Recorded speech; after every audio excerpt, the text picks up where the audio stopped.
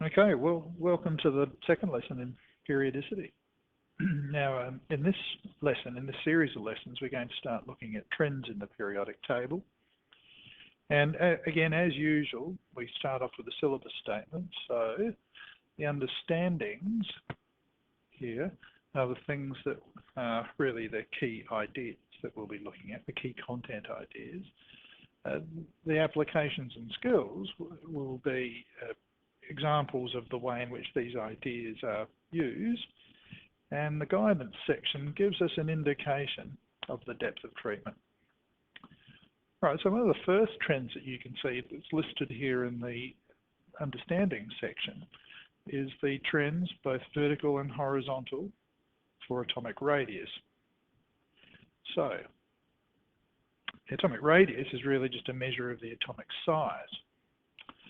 And the size of an atom, and we all know that atoms are really, really small, but how does one actually measure the size of an atom? For starters, atoms are not often individual. They're usually combined with other elements, with other atoms to make compounds.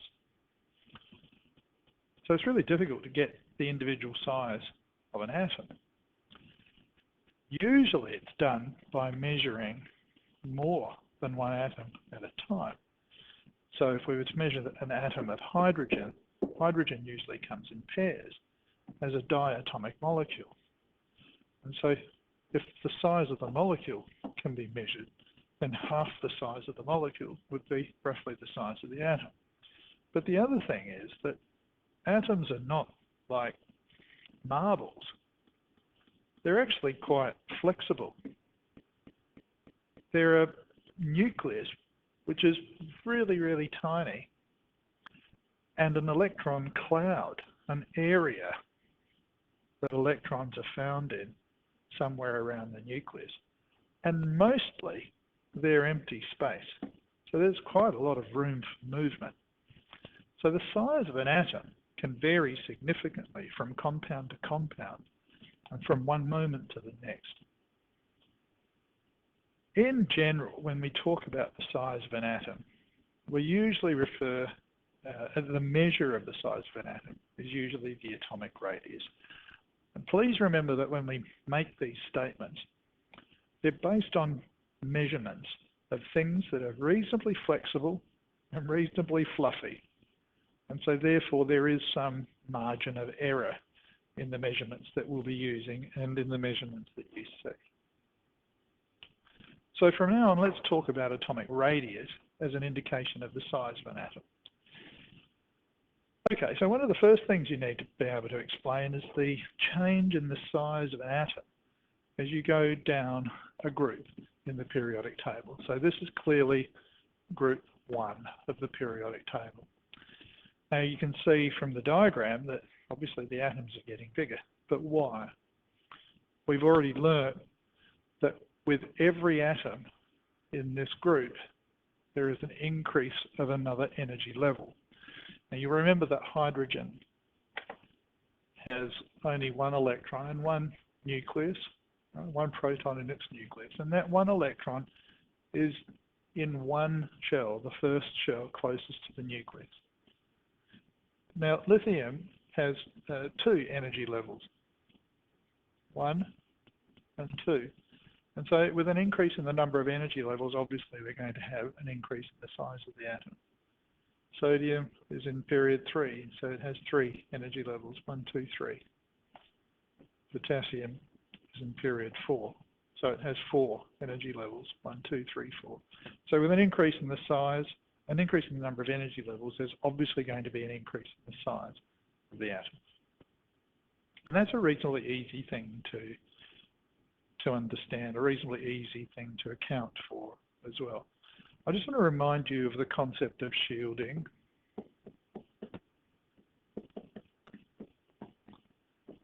And the concept of effective nuclear charge before we move on. So shielding was the effect that the inner shell electrons have on the pull by the nucleus for the outer shell electrons. Now you can see that hydrogen has one outer shell electron. There are no inner shell electrons. So there's zero shielding for the hydrogen atom. Because there's zero shielding, you'd expect that the attraction of the nucleus for that outer shell electron is going to be highest for hydrogen, highest of all of the other elements in that group. Now lithium has two shells, and it has two electrons in the inner shell and one electron in the outer shell. It has three protons in the nucleus. So there are three positive charges pulling in, and there are two negative charges pushing out, those two electrons. Right, so there are two negatives. It has two shielding electrons. So there are the two negatives. And they are in one energy level. Overall, the effective nuclear charge, I hope you remember from the last topic, the effective nuclear charge is the number of protons minus the inner shell electrons. And so if we look at the effective nuclear charge for lithium, there are three protons, there are two inner shell electrons, so the effective nuclear charge for lithium is 1+. So we have an effective nuclear charge of 1+. Hydrogen's effective nuclear charge is just its nuclear charge because there was no shielding. So that's 1+ as well. All right, moving on to sodium. Sodium has three shells. It has 11 protons. So there's 11 positives in that tiny little nucleus in the middle. There are 2 electrons in that inner shell. There are 8 electrons in shell number 2 and 1 electron there in shell number 3. So you can see that there are 11 protons, but a total of 2 and 8, 10 inner shell electrons. So again, the effective nuclear charge for sodium is 1+. Now, we can repeat that as we go down the group, but it will still always be 1+. So one of the things that remains constant in the group is the effective nuclear charge. So in other words, the pulling in power is constant. So if the pulling in power is constant as you go down the group, but the atoms are getting bigger, then that pulling in power is reduced now over this bigger distance. So these outer shell electrons here for rubidium are going to be held much, much less firmly because of the effect of shielding and the nuclear charge acting over a bigger distance. One of the consequences of that is that the atom simply gets larger. Those electrons and those outer shell electrons here are not held as firmly to the nucleus, so they're not being pulled in as closely, and so they can occupy a space further away from the nucleus of the atom. Right. As we go across a period, we can see that from the graphic here that the radius is getting smaller. Now, why is that? Let's go back to looking at effective nuclear charge. Remember, the effective nuclear charge for sodium was 1+. It was in group 1. It had 11 protons in its nucleus. It had 10 inner shell electrons, and it had 1 electron in the outer shell. So 11 minus 10 equals 1. In effect, it has a pulling in power of 1+. Now, magnesium has 12 protons in its nucleus. It has 10 inner shell electrons, and it has 2 outer shell electrons. 12 minus 10 equals 2. This has an effective nuclear charge of 2+. these outer shell electrons for both sodium and for magnesium are in the third shell. So there was 1, 2, 3 shells. This electron is in shell number 3. Same with these 2 electrons. They're in shell number 3. Aluminium has 3 outer shell electrons, and they are in shell number 3. So the number of shells is remaining constant as we go across the period.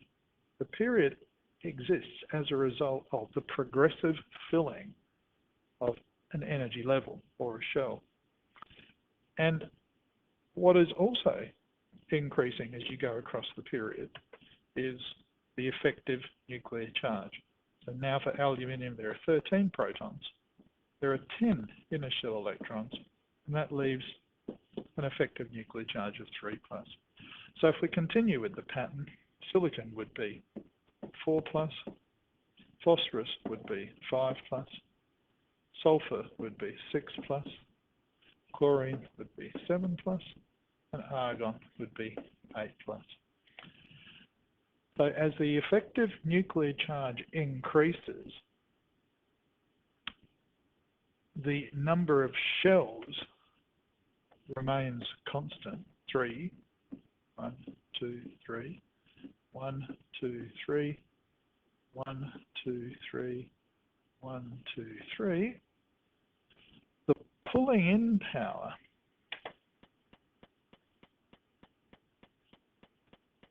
increases as you go across the period, acting on electrons in the same shell. So if they're still acting on the third shell electrons, as the pulling in power, the effective nuclear charge is increasing, obviously those electrons are going to be drawn closer and closer and closer to the nucleus. And so atomic radius, atomic size, atomic volume, but our measure of describing the size of an atom is atomic radius. Atomic radius definitely will decrease. The atoms get smaller and smaller and smaller. Now, an understanding of the size of the atom is crucial in explaining how that atom behaves, because as we've discussed previously, all chemical reactions are a result of electron exchanges. So it's pretty obvious that if there's going to be a tug of war for electrons between sodium and chlorine, it's pretty obvious which one of those will win. Chlorine has a much stronger hold on electrons than sodium. And so usually we find when reactions occur between something like sodium and chlorine, electrons will always move to the smaller atom, because that atom has the biggest control over electrons, has the biggest attraction for electrons. Okay. I think we'll leave this video at this for now. We'll look at the ionic size in the next video.